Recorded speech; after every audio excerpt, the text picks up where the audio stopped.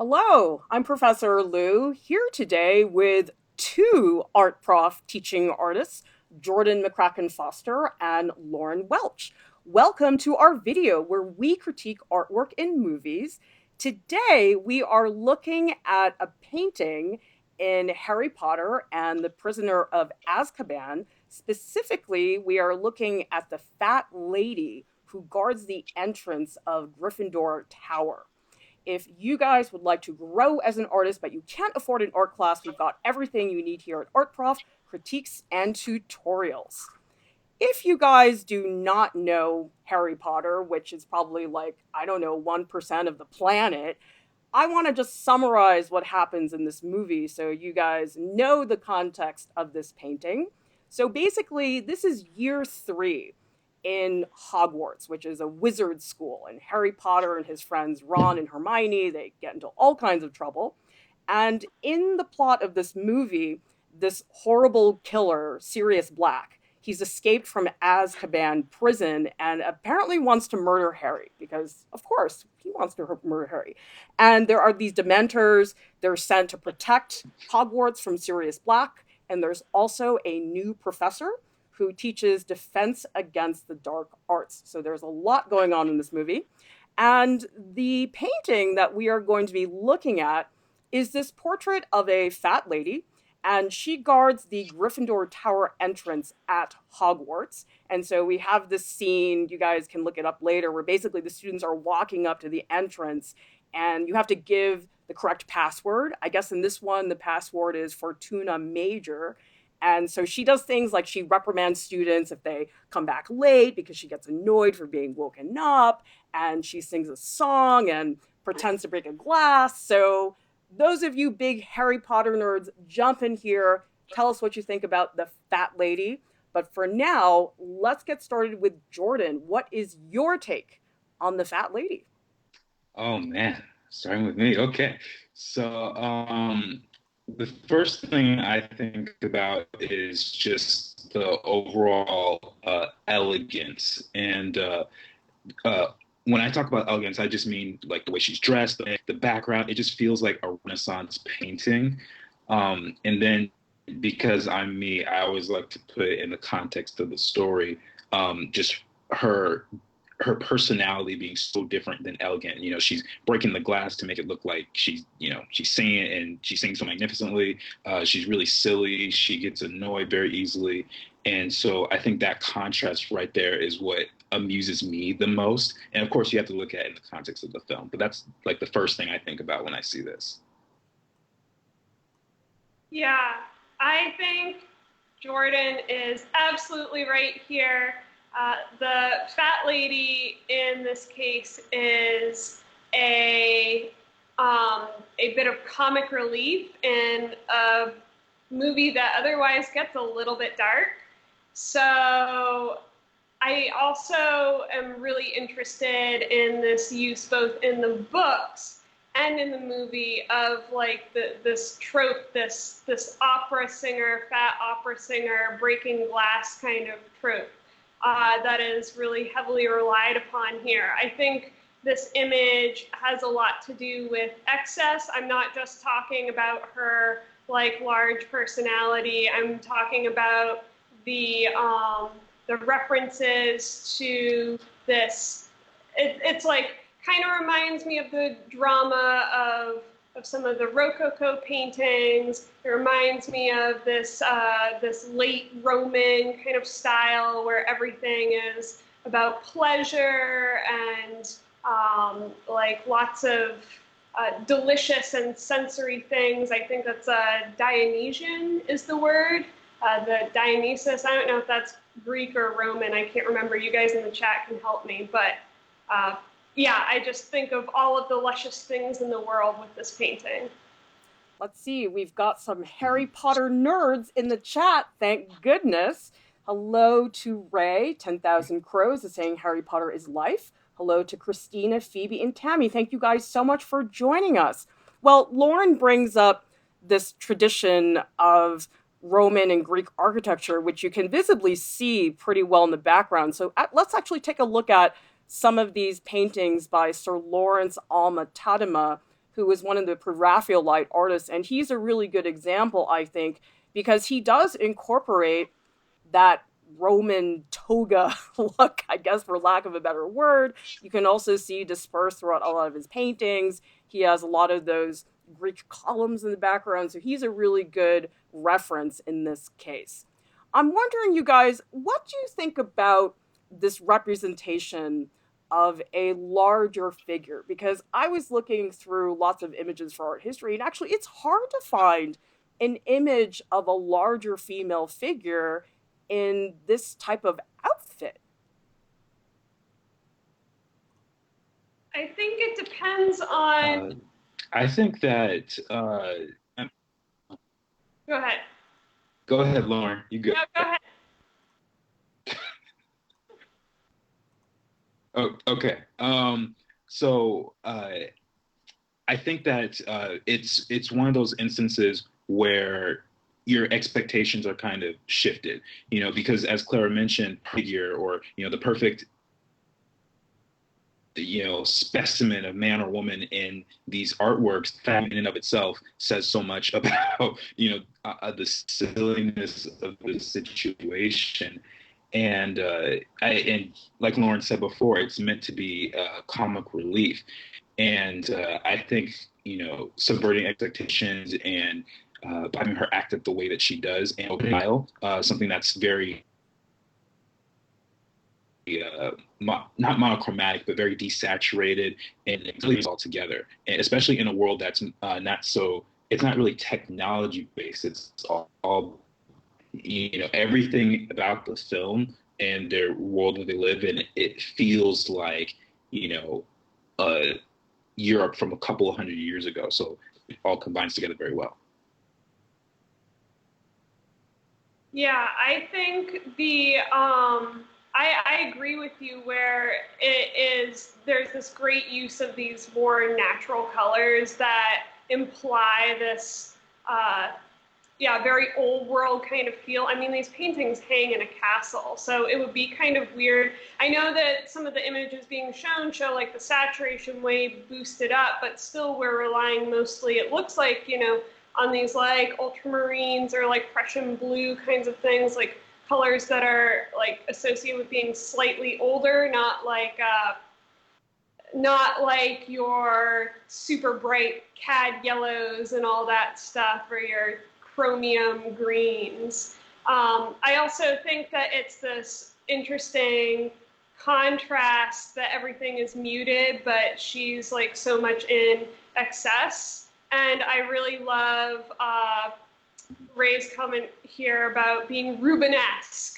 That is a great word. I think that it's not so much that there weren't fat figures in this time period. Like there were plenty, but the thing was, a lot of these figures of women would be in the nude. You didn't see a whole lot of them clothed, I feel like, which is kind of strange.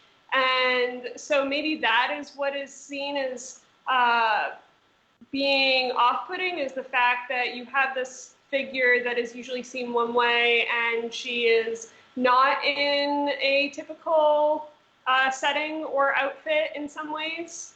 Well, let's take a look at some images of how opera singers have been depicted in art history and contemporary art, because we have this one slide of Edgar Degas' Singer, and this is super dramatic lighting, really bright contrast, and I happen to love these drawings that Toulouse Lautrec did of a lot of the singers that he used to, I guess he hung out with them at the Moulin Rouge and stuff like that, and I just love these because the facial expressions are super expressive. And so I'm wondering, do you guys think that the facial expression in the fat lady, do you think that that's working in the painting? Or do you think it could be more subdued or a little bit more dramatic?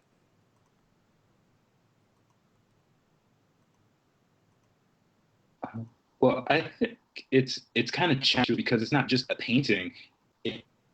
It's a woman like actually moving and acting, and as far as, and if I remember correctly, I think in the first movie, they had a different accent, different style to the whole thing, because, you know, where this lady is kind of going all out.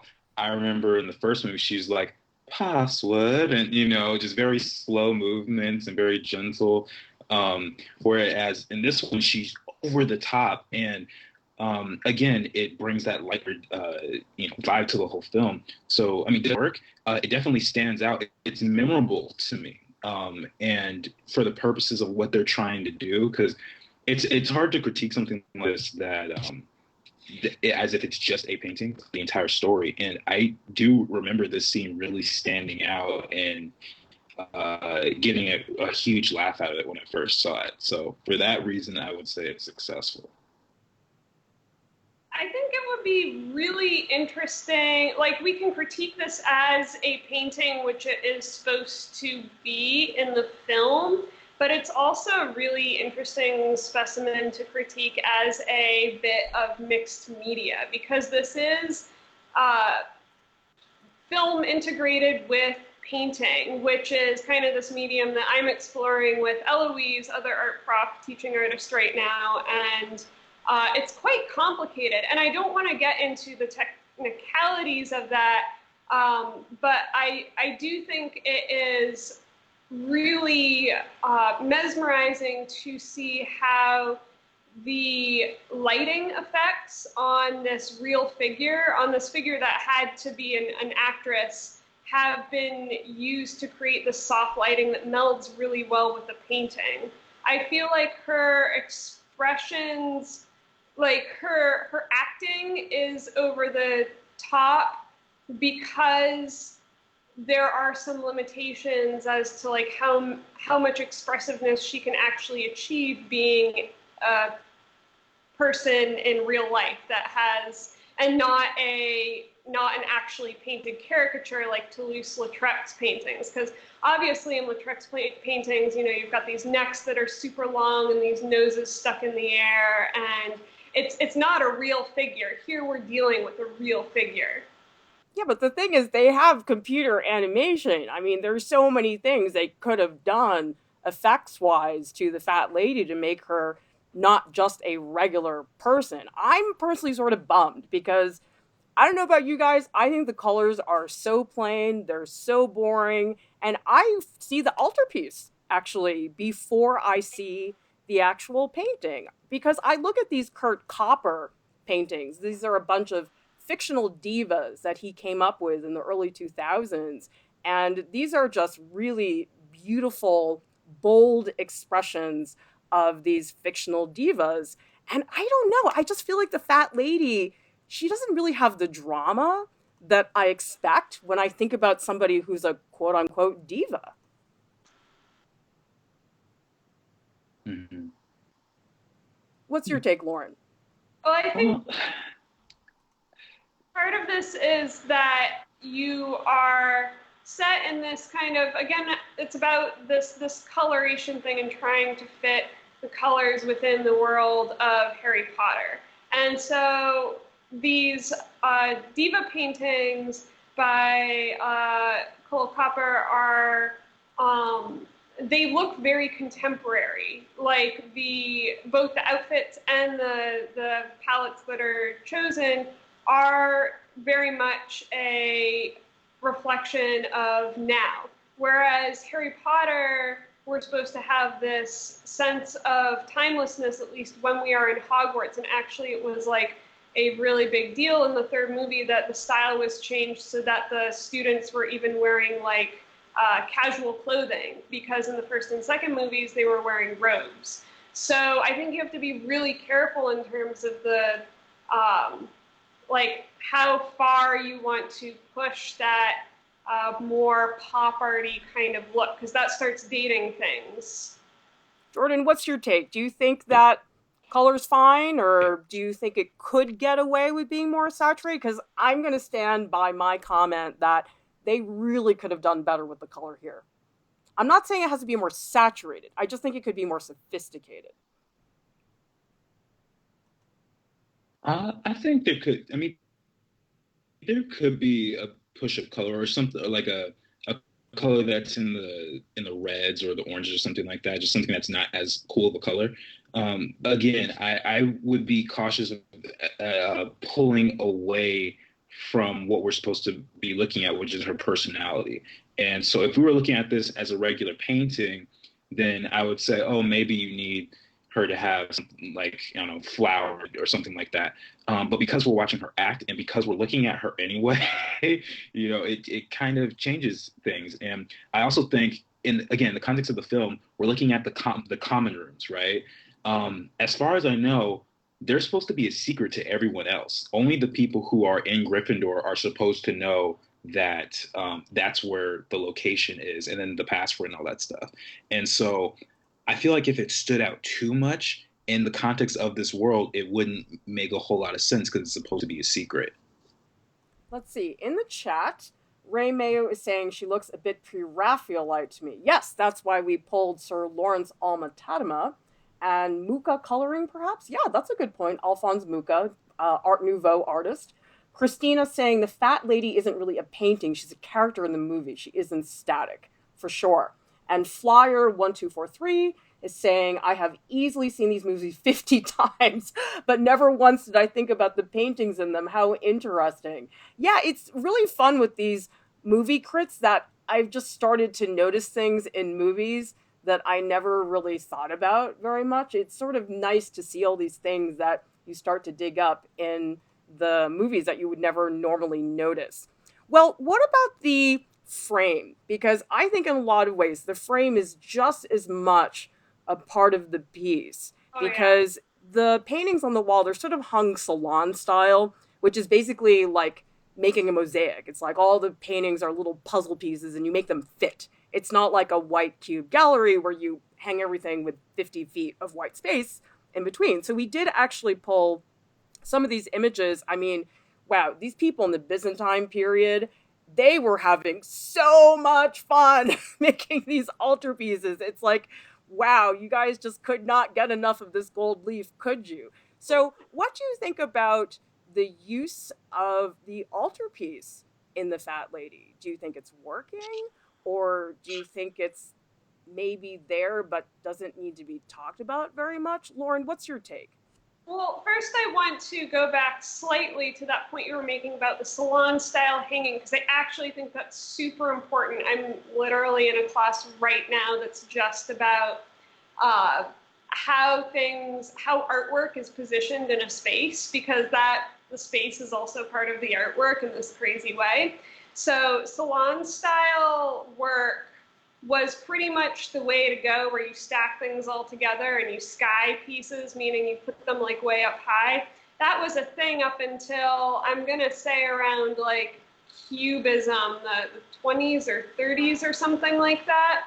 And that's when they started, that's when the first exhibitions came out that were more, one piece with space around it, the next piece with space around it. So that is another way to signify a certain time period, because since that new way of hanging things, like salon style, kind of dropped out of popularity, because then it became this focused on individual piece and not like all these pieces crammed together to show like how much wealth you have. So here we have like really old school salon hanging, but then that altar there, I think works really well, because the other thing about this painting is it's a door, and it's not supposed to quite look like a door because it's secret, as Jordan said. So you have this really elegant entrance into the Gryffindor Tower that's like hitting two birds with one stone by being both the door and the painting. Let's see. In the chat, Ray is saying, I'm noticing how the other figures are looking at the fat lady, but the values in some of those are more subdued. Yeah, that does make a big difference, because it does pull you towards the fat lady, because I'm noticing especially the really big dark one in the lower right-hand corner, you almost don't notice it. And so I definitely feel like they composed the scene to show that a little bit more. Jordan, what's your take on the altarpiece part of the painting? Do you think it could be more complicated, or do you think it could be more simple? Because really there's a lot of things you can do. I mean, if we look at this one by Simone Martini, this is extremely elaborate, and you can see that this type of frame, it belongs in the Harry Potter world. Like, it looks older, it looks more traditional. So what's your take on the altarpiece part, Jordan? Um, so I think that it, when I look at the other paintings around it, it seems to feel like it fits. First off, they all have very different styles. You know, there's some with more rounded parts to it, and some that are more solid.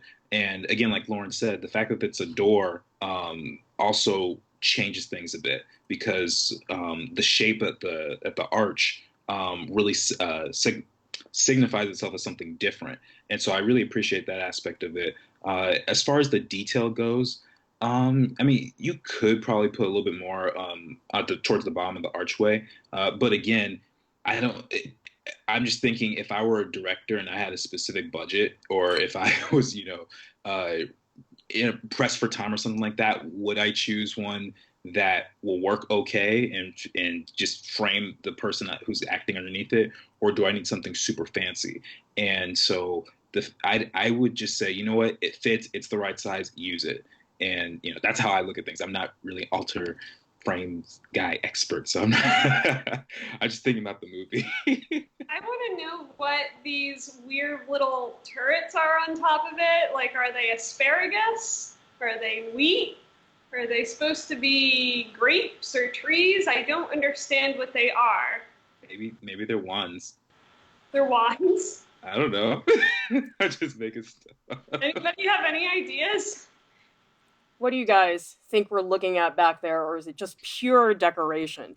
Actually, speaking of decoration, I'm wondering, Lauryn, what do you think about the background? Because the background actually is interesting because it has a little bit of landscape, like there's these tiny little trees to the lower right. There's a little bit of probably Greek architecture, but then there's this like vine that sort of cascades behind her on the left-hand side. That's a lot to fit into a pretty small background. What do you think about that? Yeah, I think it's referencing a lot of cool points in art history. It's a little nod to say, I even think of the Mona Lisa a little bit, where there's like this in the Mona Lisa, there's a very pushed back, tree, muted landscape kind of thing going on. I also think of some of the works by, what's his name that you just showed, who does the pre-Raphaelite? Sir Lawrence Alma-Tadema. I'm never going to remember his name, but I love his work. And then finally, it makes me think of this other artist that did this whole series about the rise and fall of the Roman Empire. And I will put that in the discussion later, but again, it's very much about these showing like this like very luscious like excessness of Roman period of time, and and I also think of Titian too, actually. Titian includes a lot of these structures, as well as like these figures and these women in flowing white dresses and lots of ivy and stuff. I think Titian did this painting of it's one that has Pan in it, the goat man with a little pipe. And for some reason, this painting reminds me a lot of that one. I'll also put that in the description later. So, Jordan, do you like the background? Do you think it's working, or do you think it could be improved somehow? Because I'm not such a fan. Yeah, I'm not a huge fan of it. I feel like it just makes it feel very busy to me. I mean, I understand they're going for a specific, time and mood and everything, but it's something that I honestly never looked at or cared about until, we just started talking about it in the stream.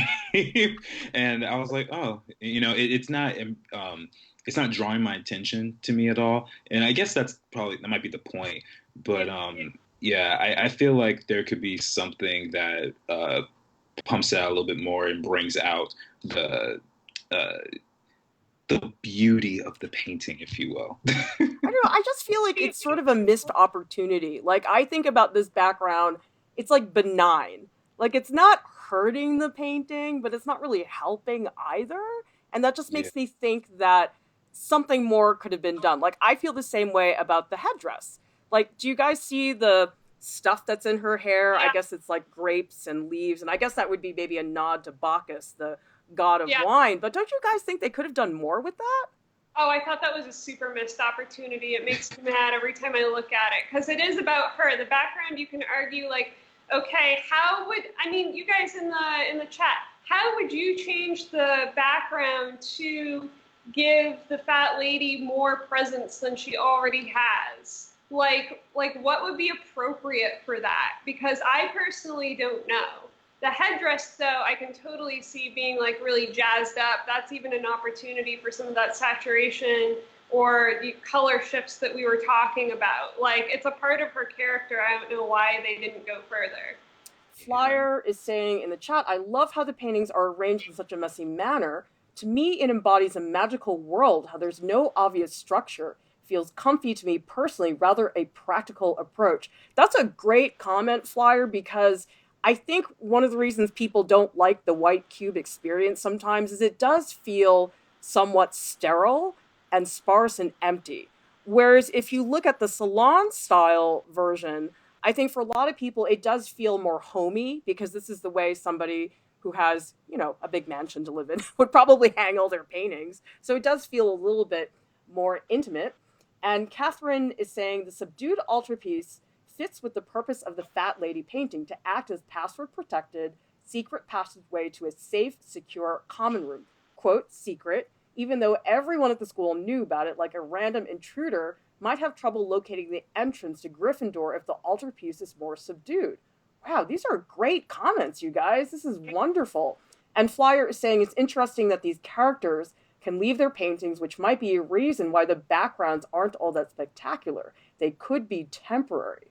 All right. Well, Lauryn, what do you think about that? That maybe that's why the backgrounds need to be plain, because if they are going to get up and go somewhere, maybe that does change the way we think about the figure and background relationship.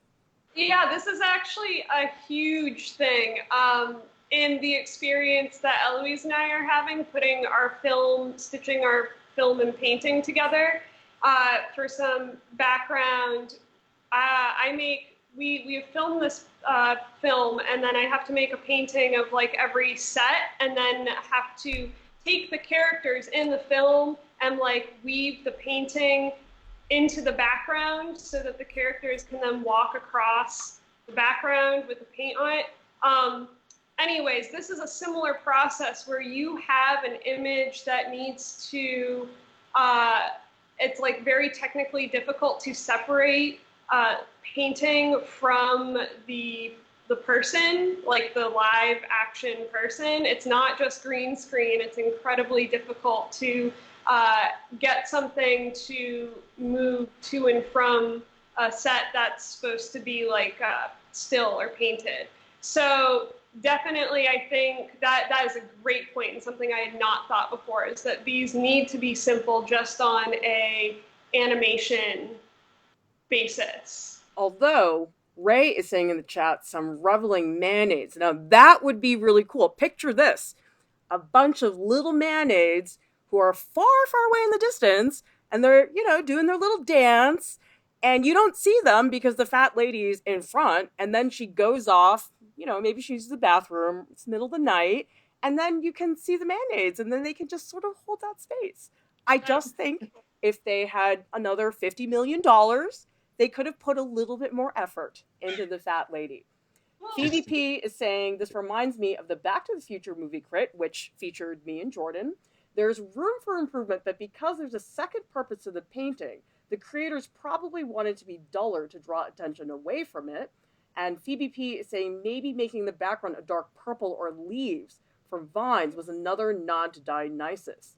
For sure, I just feel like the Dionysus thing, it's so out of the blue. Like, I understand the, oh, Rococo, we have wine flowing, grapes everywhere, but what does that really have to do with the fat lady? I feel like she's this cool, large opera singer, and I feel like they could have done something like that in the gesture. Like, this Kurt Kauper piece of this woman in this huge purple velvet dress, she's got attitude. Like, I just love it. And the attitude is not really in the background or even the facial expression, it's the way she's holding herself. And I just think that, in my opinion, they could have done more with the gestures because she doesn't move that expressively, in my opinion. I feel like they could have given her a little bit more character, had the form move around a little bit. I don't know. What do you think about the movement, Jordan, of this character? Do you think it's just right? Could it be more exaggerated or Well, the way I see it is, I feel like her movements might be minimized so that she seems bigger in the painting because she's supposed to be the fat lady. She's supposed to be kind of larger than life and not just personality but in size as well. And by putting her in this little claustrophobic space, that I think that might actually help to make her seem bigger than she actually, as big as they want her to seem. And then going back to something else that was mentioned about the background movement and everything, I actually remember there was a scene where she was in another painting in the movie. Like I think Sirius Black like went and like struck the painting and just left this big gaping hole, and she was on the next floor or something, like hiding out. And so I forget who it was who made the comment about that, but being able to move through different paintings, I think is definitely what they were going for as well.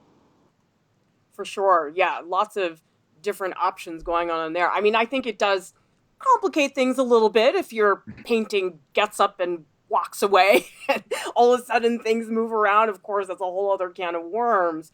But I know the movie's about much more than this one painting, and nobody knew we were going to talk about it for 30 minutes, many, many years from now.